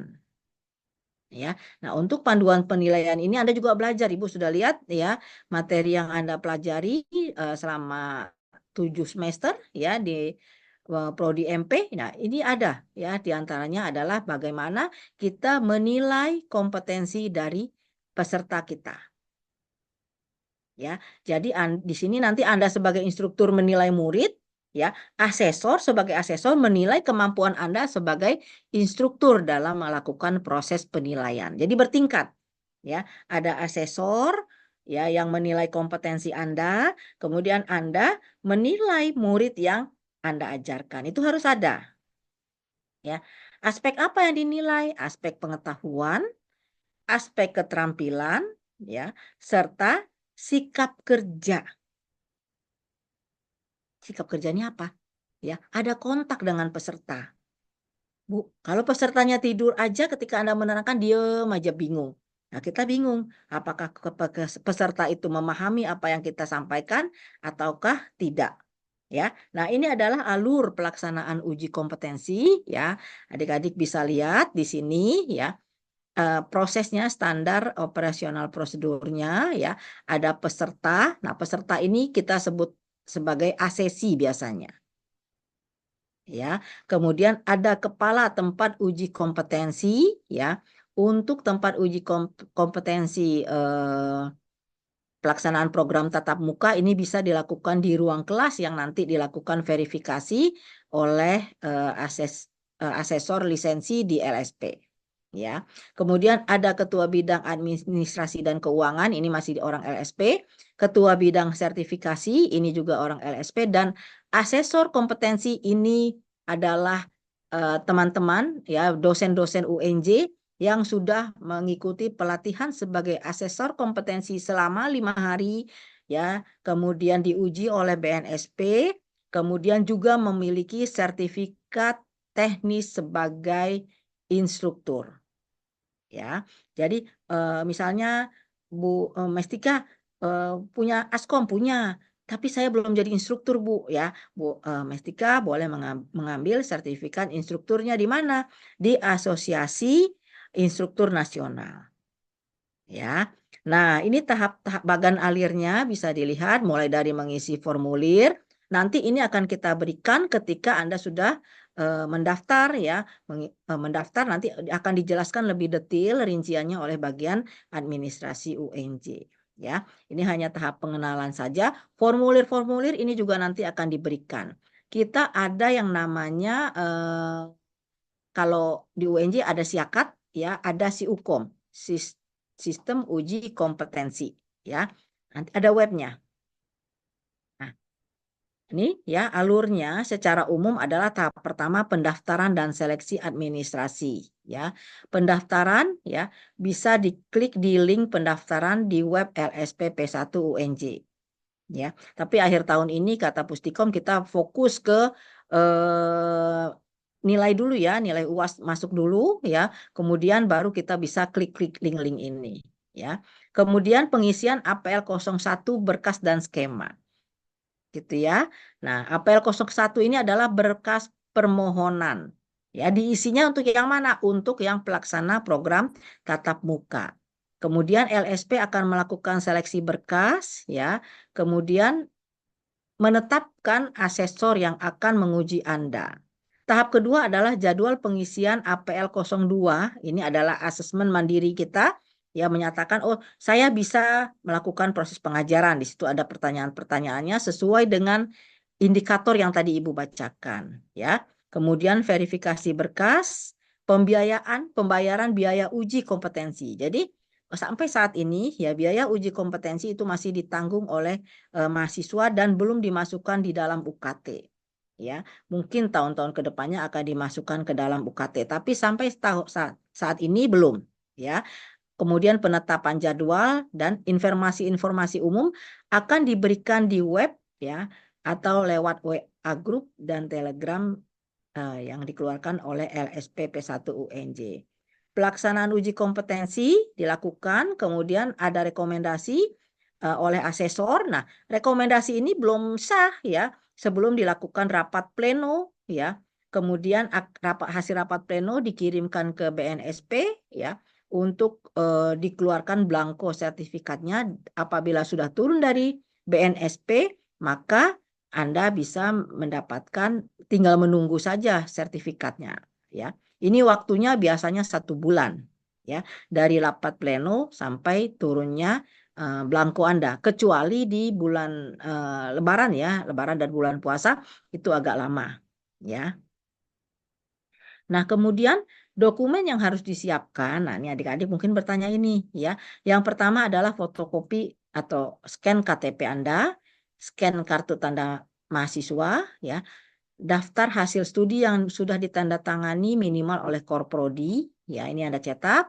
Kemudian bukti sertifikat pembinaan keterampilan mengajar atau praktek keterampilan mengajar atau magang sekolah ya namanya. Nah, untuk skema pelaksanaan program pelatihan tatap muka. Kalau skema lainnya nggak perlu yang ini, beda-beda ya. Nah, bukti praktek keterampilan lapangan ya, ini khusus bagi skema lainnya, ini beda-beda. Nah, pas foto ukuran 3x4 nih, latar belakang harus merah ya. Nah, kemudian bukti dokumen pendukung lainnya. Oke, ketentuan filenya semua filenya dalam bentuk PDF kecuali foto. Ya, Bu Rida maksimal izin, 2 megabyte. Iya, Bu Rida gimana Bu? izin. Iya, Waktu habis ya? eh, izin Bu, bukannya habis, tapi tadi untuk persyaratannya itu karena Prodi MP ini PKL Bu, praktek kerja Ya, lapangan, jadi ya. eh, apakah masih bisa mengikuti yang skema ini ya Bu ya? Praktek kerja lapangannya di mana Bu? PKL-nya di Kementerian Pendidikan, terus di lembaga-lembaga diklat di Kementerian Tenaga Kerja misalnya, di Kementerian Sekretariat Negara dan kementerian lainnya, Bu. Nggak ada mengajar Bu? Karena waktu itu dari UPTP KL PKM-nya diminta untuk memilih satu saja. Sebelumnya kami selama PKL itu ada 2 aktivitas. Dalam 6 bulan itu 3 bulan kami ke sekolah, 3 bulan kami ke instansi. Tapi pada saat diminta untuk memilih satu saja, akhirnya kami memilih untuk PKL di instansi, Ibu. Seperti Oh itu. gitu. Kalau dilihat dari ininya Bu, nih saya ini ya, coba dilihat dari ini gambar-gambar ini kita ya. Dilihat, saya coba lihat mata kurikulum di manajemen pendidikan Bu Desi ya. Ini saya Ya, lihat banyak juga materi yang terkait dengan pendidikan, di antaranya ada pengantar manajemen pendidikan, kemudian ada ada. apa di sini? Di sini nggak ada ya, hukum dalam pendidikan, teori belajar dan pembelajaran, ya manajemen sarana dan prasarana pendidikan ini yang memenuhi unit tadi, ya Bu ya. Kemudian ada manajemen kurikulum, ada dasar-dasar perencanaan pendidikan, kemudian ada perencanaan pendidikan 2, manajemen pembelajaran, ya Bu ya, di semester Betul, kelima ini masih berlaku betul. kan Bu? Iya. Masih, Bu, Kemudian masih. masih ya. Kemudian, nah ini saya menggarisbawahi di sini di semester ke-6 ini ada pembinaan kompetensi mengajar. Ini apa Bu Betul, materinya? betul. Pembinaan kompetensi mengajar eh, yang diajarkan itu adalah kita ada 2 aktivitas, Bu. Karena profil Mm-mm. lulusan MP itu di samping menjadi pendidik, tapi di tingkat SMK, di manajemen Mm-mm. perkantoran dan bisnis, Mm-mm. juga bisa menjadi instruktur di lembaga diklat, Ibu. Jadi ketika Ya, kami iya. mengajarkan PKM, itu kami mengajarkan Mm-mm. 2 aktivitas tersebut. Iya, berarti bisa Bu, bisa mengambil pelaksanaan program tatap muka karena ada mata kuliah ini Bu, pembinaan kompetensi mengajar ya, Ya, atau ya kita melihatnya ke arah sini ya. Jadi memang di UNJ itu intinya sama, mahasiswa itu bisa sebagai instruktur, tapi nama mata kuliahnya beda-beda. Itu yang kemarin kami diskusikan dengan Pak betul. WR1, bagaimana Pak WR1 mungkin ini nanti diskusi kita di antara pengajar ya. Yang MKDK kenapa kok judulnya beda-beda tapi intinya yang diterima oleh mahasiswa sebenarnya sama gitu ya Bu Desi ya. Betul, betul. Iya. Berarti nanti saya melampirkan sertifikat PKL Ini cukup ya, Bu ya? Hmm. PKL sama ini Bu, DHS yang ada ininya, yang ini sudah Iya, lulus oke, pembinaan baik. ya, ya DHS-nya nanti kita akan melihat di mata kuliah pendidikan ini gitu ya Bu ya. Nah, kemudian saya lihat lagi di profilnya, ini saya ambil dari cuplik dari profilnya manajemen pendidikan, Bu Desi ada sebagai tenaga pendidik gitu ya, sebagai pamong Betul, belajar dan instruktur pada lembaga atau instansi pemerintah maupun swasta. Jadi betul. kalau melihat dari profil ini harusnya materi-materi yang ada di DHS itu dengan pernyataan dari Korprodi itu cukup eh, untuk membekali siswa kita sebagai seorang instruktur pendidikan gitu loh. Betul ya Bu Desi ya? Betul, betul Ya, Ibu. ya ini kita lihat di sini. Jadi insya Allah bisa Bu Desi ya teman-teman adik-adik mahasiswa dari MP mengambil pelaksanaan program tatap muka. Ya. Terima kasih Nah Bu kemudian Rida. sama-sama Bu Desi ya. Ini kurikulumnya ya. Kemudian oh iya tadi ini sertifikatnya seperti ini ya yang teman-teman yang sudah mengambil ini cerah Bu kalau udah dapat sertifikat ini wajahnya cerah-cerah. Nah, ini contohnya mereka mengisi formulir. Kemudian ini kita selalu dokumentasikan karena diminta oleh BNSP ya. Nah, ini salah satu kegiatan uji kompetensi yang diikuti oleh adik-adik mahasiswa, ya ini mendengarkan pengarahan apa yang harus dilakukan. Nah ini Bu yang saya sebutkan tadi ya, si akad kita sistem informasi uji kompetensi namanya si UKOM bukan si akad. Kalau akademis kan kita si akad. Nah ini si UKOM. Masuknya menggunakan akun si akad ya. Jadi mana tadi? Ya, masuknya di sini menggunakan akun siakat adik-adik mahasiswa, kemudian passwordnya password siakat ya, password masing-masing ya. Jadi ini kita tidak bisa masuk sebagai mahasiswa, kalau sebagai admin bisa masuk ya. Kemudian Bu Desi nggak bisa masuk karena Bu Desi bukan mahasiswa Bu. Ya, kalau asesor nanti sebagai asesor bisa masuk ya, akun Iya. siakat asesor.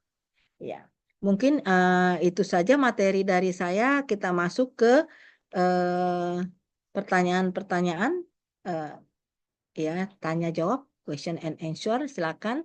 Saya kembalikan waktunya kepada moderator. Siapa ya? Mbak Aura?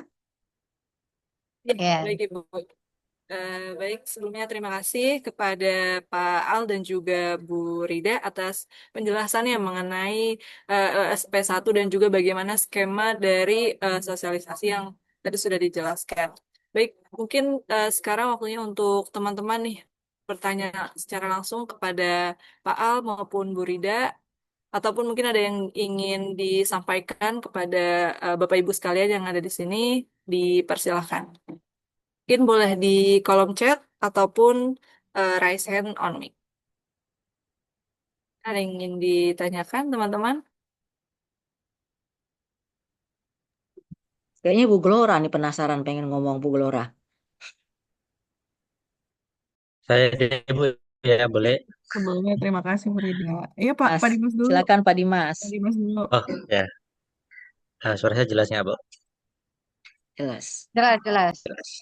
Oke, Bu bisa ini nggak Bu? Apa namanya minta semacam kayak motivasi sepenting apakah sertifikasi ini untuk masa depan kami, terutama kami itu mahasiswa ya Bu ya.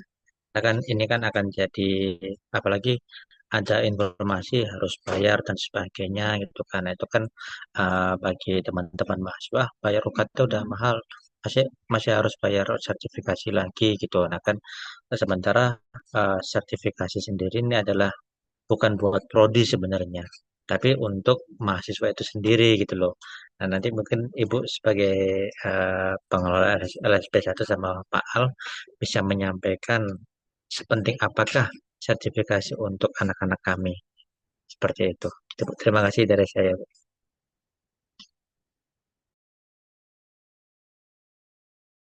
Oke, baik Pak Dimas, terima kasih atas pertanyaannya. Mungkin dari Pak Al atau Bu Rida ada yang ingin mau menjawab terlebih dahulu.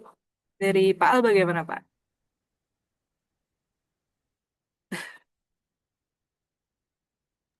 Iya, saya coba mencari ada satu testimoni ya. Waktu itu kami Forum LSP Perguruan Tinggi audiensi dengan Sekretaris Jenderal Dikti. Jadi kami itu Bu Desi, Pak Dimas, Bu Tika punya organisasi namanya Forum LSP Perguruan Tinggi Negeri se-Indonesia. Nanti ada yang swasta juga ada, yang politeknik juga ada. Nah, audiensi ke Dikti. Salah satu pertanyaan penting dari Dikti itu ya sama dengan yang ditanyakan Pak Dimas. Nah, waktu itu ada presentasi di mana kami tunjukkan di tim LSP, tim forum itu menunjukkan tentang betapa pentingnya atau berharganya sertifikat kompetensi itu. Cuma saya sedang mencari anunya PPT-nya cuma belum ketemu. Coba sebentar. Jadi salah satu poin yang disampaikan pada waktu itu adalah eh, alumni perguruan tinggi yang punya sertifikat kompetensi kemudian diterima di tempat kerja di dunia usaha dan industri itu kelebihannya pertama dia mendapatkan grade pekerjaan yang lebih tinggi daripada yang tidak punya sertifikat. Jadi grade di tempat kerjanya itu ternyata dia bisa loncat grade daripada yang tidak punya sertifikat. Nah, itu ada testimoni dari lulusan perguruan tinggi lain kebetulan. Nah, yang kedua, gaji yang dia terima itu juga lebih tinggi daripada yang tidak punya sertifikat. Nah, ini kita melihat dari benefitnya dulu nih. Ya, benefit ketika dia sudah masuk ke dunia kerja. Nah, kemudian yang ketiga, seharusnya tenaga kerja yang masuk di bidang pekerjaan itu harus ikuti pelatihan dulu. Nah, yang punya sertifikat itu tidak perlu pelatihan lagi. Jadi betapa kuatnya pengakuan, betapa besarnya pengakuan dari eh, yang punya dunia usaha itu terhadap eh, calon tenaga kerja yang punya sertifikat kompetensi. Nah, itu tiga itu yang utama, yang menjadi keunggulan. Mungkin yang lain juga nanti ya kita bisa lihat, tapi tiga itu yang kemarin disampaikan ke Sekretaris Dirjen Dikti. Nah, jadi Pak Dimas dan adik-adik semua memiliki sertifikat kompetensi itu akan menjadi value added ya, nilai tambah bagi mahasiswa ketika mencari pekerjaan. Kalau tidak punya, kalau tidak mencari, misalnya membuat pekerjaan sendiri, itu juga punya nilai tambah. Apa itu? Misalnya kita punya lembaga pelatihan kah, atau punya tempat apa eh, eh, apa namanya itu privat gitu kan. Nah, ketika orang melihat kita itu tersertifikasi kompetensi kita, maka orang percaya. Jadi tingkat kepercayaan kepada kita yang punya sertifikat itu jauh lebih tinggi. Dan juga percaya diri kita itu juga jauh lebih tinggi. Nah, tapi tentu dengan catatan sertifikat kompetensinya itu benar-benar diperoleh ya dengan cara yang benar. Karena ada juga ya dari pihak-pihak lain itu ya LSP lain mungkin kita tidak tahu ya ada saja cara-caranya yang tidak melalui proses dapat dia gitu.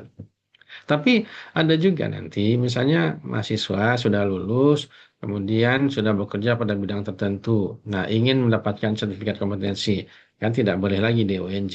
Maka pengalaman atau portofolio itu bisa dijadikan sebagai bukti kita kompeten. Ya, cuma tadi bidangnya apa itu yang harus kita pertimbangkan. Cocoknya di bidang apa, di skema yang mana gitu. Nah, nanti di MP ini kan belum ada skema yang spesifik untuk MP ya Bu Desi ya, Bu Tika, Pak Dimas. Maka kembangkan skemanya yang cocok. Tadi kan ada profil lulusan sebagai analis pendidik. Nah, maka bisa dijadikan itu skemanya sebagai seorang analis misalnya begitu. Jadi skema itu bisa sudah menjadi okupasi ya dalam bentuk okupasi pernyataan skemanya itu langsung ke pekerjaannya.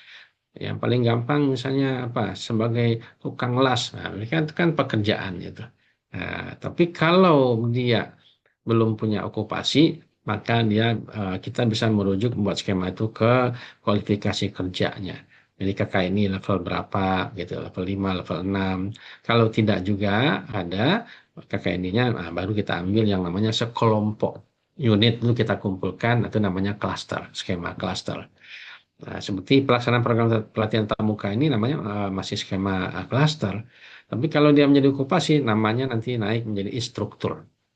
Nah, jadi sekali lagi kembali ke pertanyaan Pak Dimas, apa yang bisa kita jadikan motivasi? Satu, kita akan memiliki keunggulan dibanding yang tidak punya sertifikat kompetensi. Keunggulannya itu antara lain dari segi salarinya, pendapatannya, gaji, kemudian dari pengakuan terhadap kompetensi sehingga grade kita bisa naik gitu kan. Dan kita melewati satu tahap di mana kita tidak perlu ikut pelatihan lagi di tempat kerja itu. Dan satu lagi itu membuat kita menjadi makin percaya diri karena kita sudah diakui kompetensinya atau kemampuannya itu. Saya kira itu. Terima kasih, Mbak Aura. Baik, terima kasih. Saya tambahkan ya, Oke, Mbak boleh. Aura ya. Recording in Oke, progress. tambahin lagi ya. Jadi pengalaman ini LSP kita ini kan sudah dari tahun 2013 ya. Ada yang ketika mahasiswa, aduh mahal bayarnya gitu ya. Eh, saya ngeluarin duit 400.000 cuma untuk uji kompetensi. Nah, pas udah lulus ternyata melamar kerja diminta sertifikat sebagai keahlian. Datanglah ke LSP itu ada banyak yang Bu kami mau uji kompetensi ya nggak bisa karena udah mahasiswa. Kenapa nggak harus dicari tempat lain ya? Ada LSP instruktur ada. Bu mahal Bu sampai 3 juta bayarnya. 3 juta kalau di luar Bu. Jadi kalau misalnya Bu Gelora, Pak Dimas mau ambil sertifikat sebagai instruktur, tentu nggak sama dengan yang mahasiswa ya. Mahasiswa levelnya 3,5 4 ya. Kalau kita ngambilnya level 4, alhamdulillah saya udah level 6, Pak. Bisa. Saya nggak punya istilahnya kalau Bu Desi bilang Bu Rida itu nggak berpendidikan Bu Desi. Karena S1, S2, dan S3 saya nggak pendidikannya nggak ada gitu ya. Tapi saya percaya diri ngomong di depan adik-adik, di depan teman-teman yang minta saya sebagai instruktur. Kenapa? Saya punya sertifikat sebagai instruktur udah level 6. 7, 8, 9, nggak tahu jadi apa nanti ya. Udah 6 aja cukup dah gitu ya. Nah, tapi itu yang membuat kita lebih percaya diri. Ya, walaupun kita sudah jadi dosen selama 30 tahun gitu kan, tapi orang melihatnya cuma dosen, dosen hanya taunya mengajar. Beda sebagai instruktur dan dosen itu beda Bu Desi. Beda Pak Dimas ternyata. Adik-adik mahasiswa, oh MP itu nggak bisa mengajar, MP itu orang manajemen aja. Nah, kita bekali diri kita dengan, oh saya selain paham di manajemen, saya punya keterampilan sertifikat sebagai instruktur. Itu nilai tambah untuk adik-adik nanti. Jadi kalau melihat dari prodi kita, dilihat dari apa namanya tempat fakultas kita, orang mungkin nggak percaya. Tapi kalau kita ketika kita sodorkan sertifikat kita yang berlaku nasional, ada logo Garuda, siapa yang nggak percaya? Ada juga yang datang ke kami itu Bu Desi, teman-teman instruktur mereka ingin apa namanya disertifikasi sebagai instruktur karena apa nggak bisa mengisi materi-materi pelatihan ya. Nah, kita sarankannya kalau yang bukan mahasiswa UNJ memang ke eh, asosiasi atau LSP P3. Ada banyak kalau LSP P3. Kalau adik-adik mahasiswa mau cari juga ada banyak. Ada yang namanya LSP IKI, ada yang namanya LSP INAS, ada yang namanya LSP IKN, Instruktur Kompetensi Nasional itu banyak. Ya, dan harganya nggak ada yang di bawah 1 juta gitu ya. Kalau kita alhamdulillah masih disubsidi oleh UNJ untuk tempat ya, tenaga asesornya juga masih ya istilahnya cukup dikasih doa aja alhamdulillah gitu kita terima ya. Nah, seperti itu masih kalau di UNJ. Artinya biaya segitu untuk apa? Biaya segitu untuk biaya pengelolaan. Ya, dan sudah ditetapkan SK-nya resmi nanti masuknya ke pakai akun seperti Anda bayaran SPP ya, masuknya ke akun apa namanya? Akun SPP Anda, akun siakat Anda ya menggunakan NIM itu langsung masuk ke satu pintu ke rektor. Jadi bukan masuk ke PAAL atau masuk ke Burida atau masuk ke LSP bukan, tapi masuknya ke UNJ. Seperti itu Pak Dimas. Jadi adik-adik mahasiswa jangan takut ya kalau untuk mengambil ini kemahalan tidak ya. Karena jajan Anda sebulan aja ternyata masih lebih banyak ya dibandingkan untuk bayar uji kompetensi ini. ya. Dan sertifikat kompetensi ini bisa dimiliki lebih dari satu, ya. Sebagai contoh ada satu satu apa namanya tuh satu lamaran ya yang menuliskan seperti ini, mungkin Ibu bisa lihat ya. Nah, case skillnya ini sampai sebanyak ini, dia punya sertifikat dibekali ini, punya anak K3 ya, anak Fakultas Teknik, dia membekali dirinya dengan berbagai macam. Ini ada fire protection, pemadam kebakaran ya, K3, sertifikat K3. Dia lulus tidak hanya punya satu kompetensi, tapi banyak kompetensi keahlian. Itu boleh ya. Nah, tapi untuk di UNJ satu aja cukup, alhamdulillah, gitu ya. Sertifikat pendamping ijazahnya satu saja cukup ya Bu Desi ya. Dan juga akan menaikkan akreditasi prodinya. Ya, mungkin itu saja tambahannya dari saya. Mungkin terjawab Pak Dimas. Yang lain mungkin ada adik mahasiswa. Saya kembalikan ke Mbak Aura. Oke, baik. Terima kasih Bu Rida atas tambahan motivasinya tadi. Eh, setuju banget ya Bu, karena kalau kita lihat dari sekarang juga banyak banget lowongan-lowongan kerja, terus juga lowongan intern tuh yang membutuhkan yang namanya tadi sertifikat kompetensi gitu. Oke, mungkin tadi ada yang mau ditanyakan dari teman-teman. Boleh. Oke, nih ada Dianta. Mungkin boleh Dianta disampaikan pertanyaannya. Oke, makasih Karin. Sebelumnya, perkenalkan Ibu, Bapak, nama saya Dianta dari Angkatan 2022. Mau tanya ke Bu Rida sama Pak Suhendra. Eh, saya cukup tertarik ya Pak, Bu, terkait dengan sertifikasi ini. Karena kan memang di industri sekarang juga dibutuhkan dan ternyata banyak manfaatnya juga untuk kita sebagai fresh graduate nanti. Nah, saya mau tanya Pak, Bu, kira-kira apa aja yang perlu kita persiapkan sebagai mahasiswa yang untuk pertama kali mengikuti sertifikasi ini gitu dari selain tadi kayak misalnya sertifikat PKL dan lain-lainnya atau apa ada nggak hal-hal lain yang perlu kita perhatikan agar ketika nanti kita mengikuti sertifikasi kita bisa menjalankannya dengan baik. Terima kasih. Oke, boleh Langsung langsung jawab, Mbak dijawab Pak. Aura? Oh, Bu Rida. Ya, baik. Terima Siap Pak, kasih, boleh boleh. Mbak Dianta. Ya, jadi apa yang mesti persiapkan? Nah, tadi Bu Rida secara dokumen sudah menyampaikan apa-apa yang harus kita bawa, kita siapkan, kita input dan sebagainya. Nah, yang paling penting kita siapkan tentu diri kita sendiri. Apa itu? Uji kompetensi itu adalah pengakuan terhadap penguasaan kompetensi kita. Siapa yang mengakui LSP melalui asesor? Jadi sebenarnya asesor itu nanti bukan menilai, oh ini lulus tidak lulus, bukan begitu. Jadi kita tidak bicara lulus tidak lulus, tetapi bicaranya adalah kompeten atau belum kompeten. Nah, semua asesi itu harus menyiapkan dirinya, mengidentifikasi setiap unit kompetensi yang akan diujikan. Misalnya tadi Bu Rida sudah menampilkan ada 7 unit kompetensi untuk skema pelaksanaan program pelatihan tatap muka. Kita lihat satu persatu. Nah, unit yang mana nih yang kita belum bisa? Oh, yang apa face to face misalnya. Nah, maka kita harus latihan dulu untuk bicara di depan orang misalnya. Karena memang nanti ada uji berupa demonstrasi. Jadi bedanya LSP P1 dengan P3 atau P2, di P1 ini atau di lembaga pendidikan itu ujinya dalam bentuk demonstrasi. Jadi misalnya ada unit apa tadi face to face tadi ya. Coba kita lihat tadi unitnya apa saja.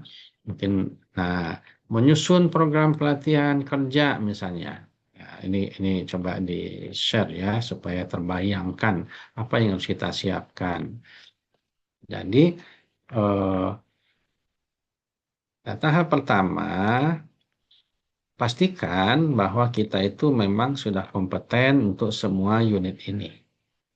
Ya, nah ini baru unit. Di dalamnya kan ada lagi yang namanya elemen dan kriteria unjuk kerja. Di mana bisa kita lihat nanti buka ini ya, Mbak Dianta dan yang lain-lain, cari SKKN ini di Google, ada PDF-nya nomor 333 tahun 2020. Nah, ini judulnya.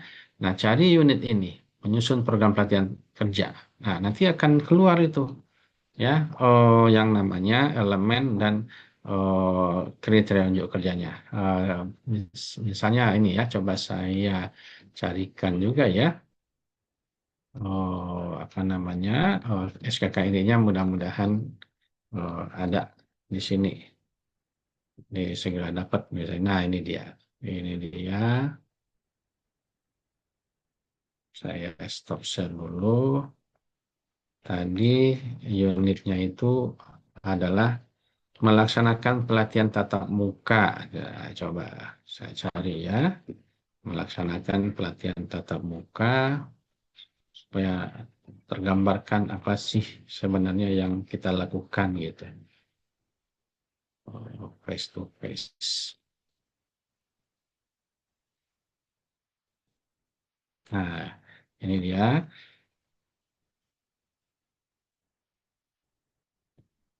Nah, sudah terlihat ya. Nah, ini unit yang tadi melaksanakan pelatihan tatap muka.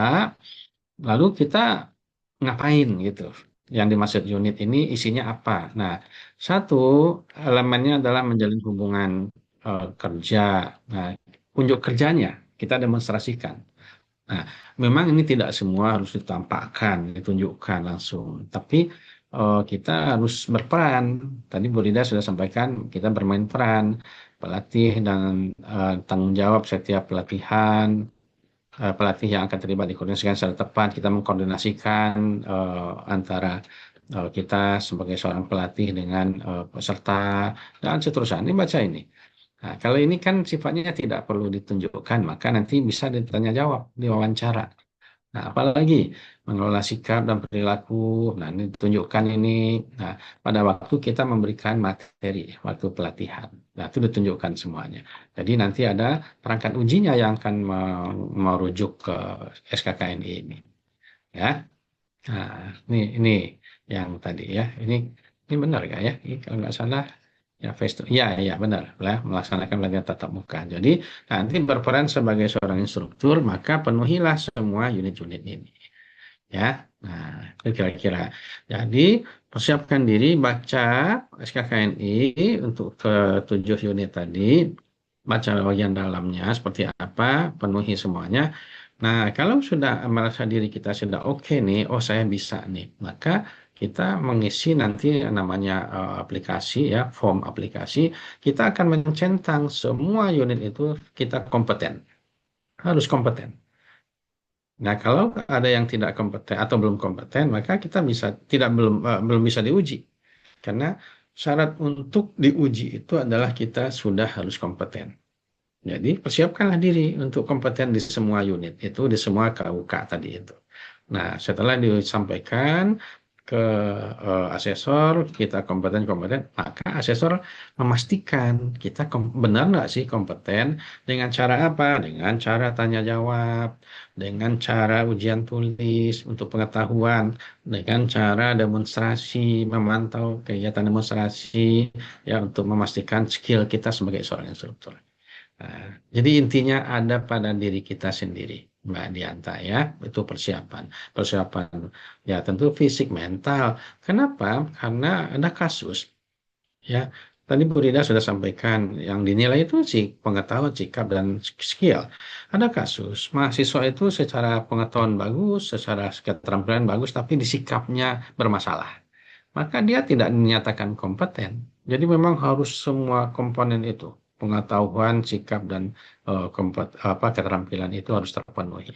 Kasus di UNJ, sikapnya tidak sesuai dengan seorang instruktur, maka dia dinyatakan belum kompeten atau tidak kompeten.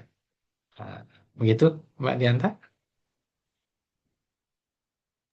Baik, Bapak. Sudah dijawab. Terima kasih, Pak.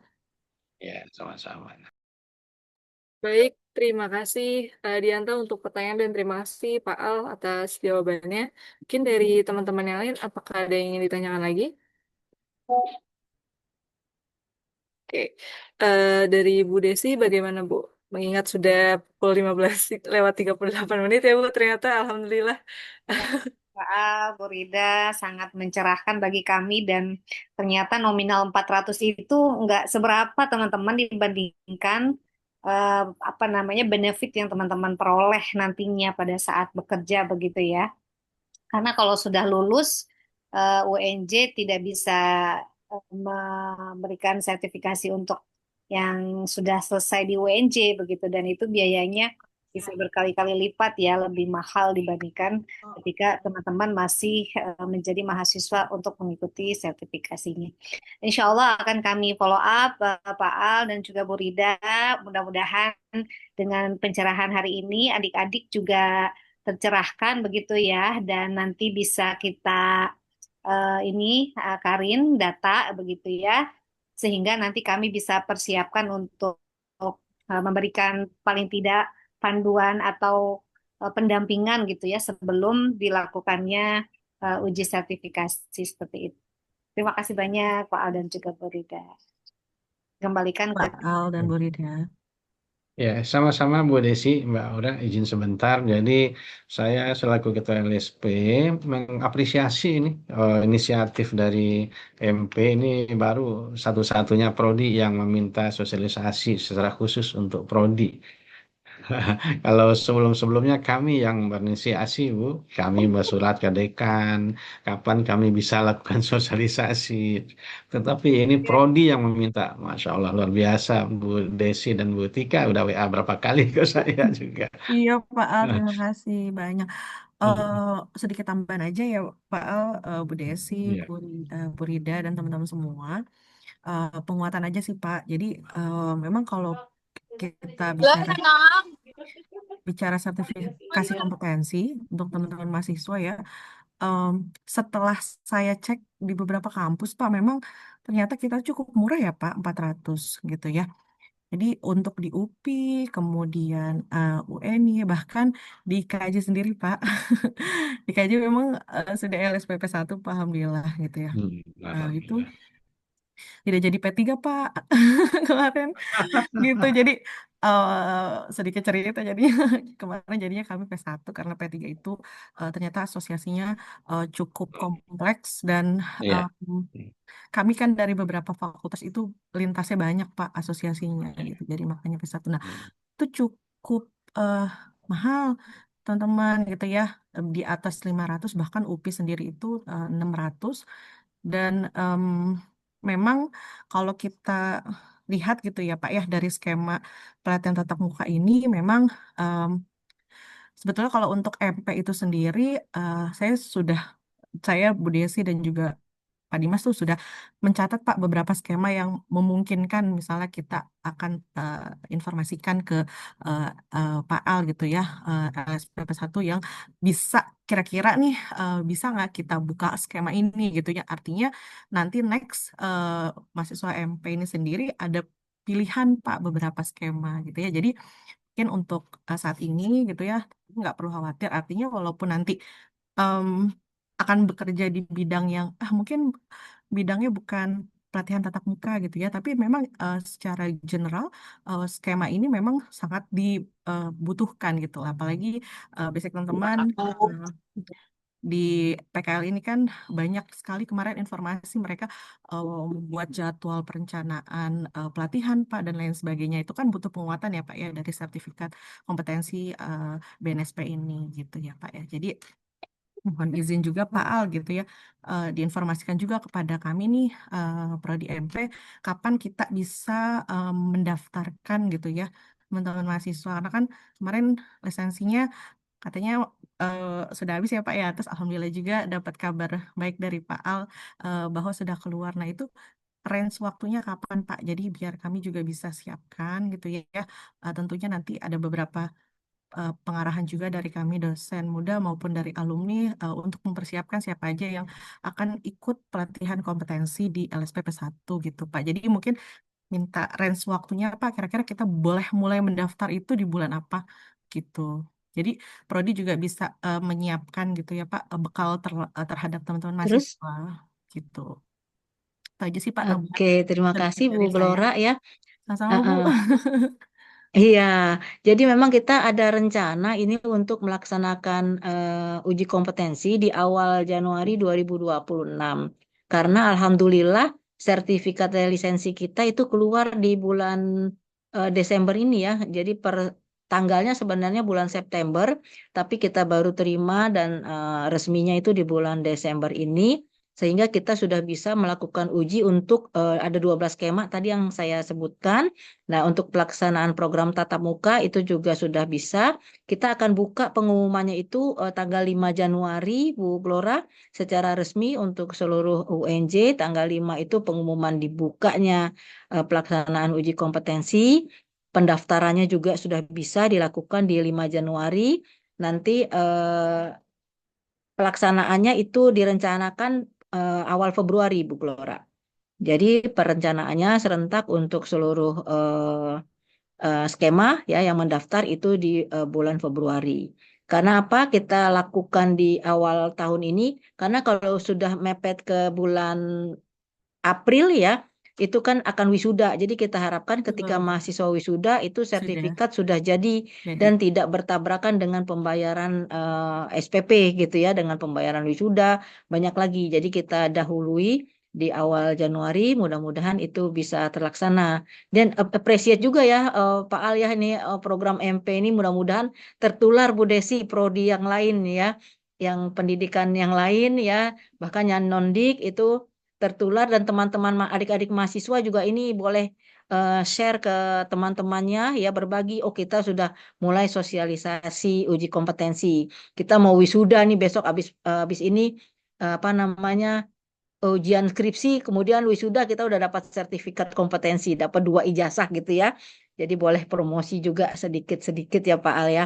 Nah kemudian untuk skema lain Bu Desi Bu Glora Pak Dimas ini kita nanti akan membuka juga mungkin di Januari itu mengundang teman-teman sekaligus nanti ada peresmian ya bocorannya Pak Rektor akan secara resmi membuka eh, pembentukan skema baru ya usulan skema baru dari prodi-prodi. Jadi teman-teman dari prodi bahkan adik-adik mahasiswa juga boleh mengusulkan ke prodinya, Bu di lapangan ternyata skema ini yang laku gitu kan. Skema ini yang diminta karena kan kita juga tidak punya pengalaman melamar kerja di tahun-tahun 2020-an ini. Kita udah angkatan lama ya Bu Desi ya. Jadi skema apa yang diminta di tahun ini, ya itu masukan dari adik-adik mahasiswa. Nanti tinggal kita staf pengajar UNJ yang akan mengembangkan skema barunya. Mungkin itu ya Bu Glora jawaban dari kami.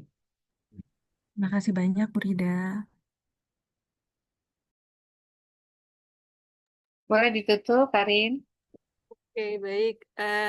Terima Yuk, kasih kami foto dulu ucapkan. nggak? Foto bersama nggak? Ya, Bu, mungkin di closing dulu baru nanti Oke. dokumentasikan. Oke, baik. Terima kasih kepada Pak Al, Bu Rida atas penjelasannya tadi mengenalkan kepada kami apa itu LSPP 1 UNJ dan juga bagaimana skema sertifikasi kompetensinya. Lalu juga terima kasih kepada Bu Mega sudah berkenan bergabung dalam Zoom ini. Terima kasih kepada Bu Desi yang sudah menyelenggarakan sosialisasi ini dan juga terima kasih kepada Bu Lina, Pak Dimas, dan Bu Tika dan juga Bu Puh yang sudah menemani kami dalam Zoom siang hari ini. Mungkin sebelum kami tutup, saya mau mengucapkan terima kasih banyak dan mohon maaf apabila ada kesalahan dalam pengucapan kata dan maupun perbuatan. Sebelum kita akhiri, mungkin boleh Bapak Ibu dan kakak-kakak dan teman-teman semua untuk diaktifkan kameranya untuk kita dokumentasi bersama. Boleh diaktifkan terlebih dahulu untuk kameranya. Pak Al dan Bu Rida nanti izin sertifikatnya menyusul ya. Masih Terima ada. kasih Bu Desi, Terima kasih Bu lumayan. Desi. Alhamdulillah. Ya, Alhamdulillah. Pak. Kasih aba-aba ya, Karin. Oke, baik Ibu. Mungkin teman-teman boleh diaktifkan terlebih dahulu untuk kameranya. Mungkin dalam hitungan eh, 5 detik kali ya biar nggak lama. Ditunggu sampai 5 detik. 5, 4, 3, 2, 1. Oke, untuk pengambilan dokumentasi yang pertama, boleh senyum ke arah kamera. Baik, sudah. Selanjutnya untuk slide yang kedua. Oke, baik. Lanjut untuk yang slide ketiga. Baik ya, untuk yang slide terakhir.